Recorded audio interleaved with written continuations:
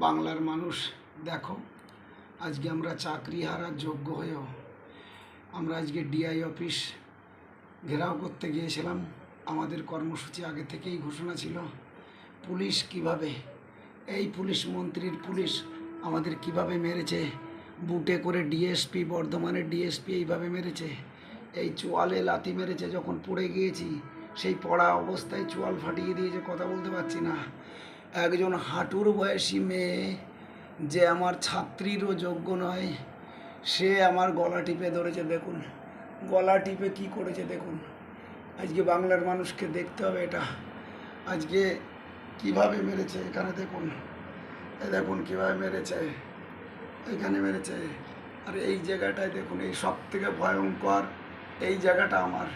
আমি এই হাড়ে যেভাবে মেরেছে, এটাকে আমি আর এইটা নাড়তেও পারছি না, শ্বাস প্রশ্বাস নিতে ভীষণ কষ্ট হচ্ছে, মারাত্মক ব্যথা, কথা বলতেও ব্যথা হচ্ছে।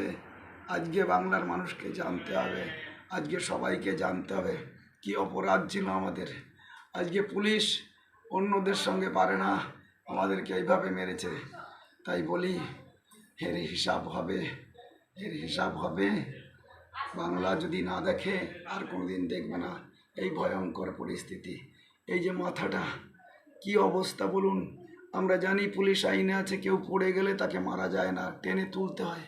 ডিএসপি দেবাশিস চৌধুরী, যত সম্ভব নাম, এমন ভাষায় গালাগালি করেছে আর এইভাবে মেরেছে পড়া অবস্থায়। দেখুন আপনারা, এমনকি আমরা পুরুষ মানুষ পুরুষাঙ্গে লাঠি দিয়ে মারছে। এটা সব থেকে লজ্জায় পশ্চিমবঙ্গের কাছে।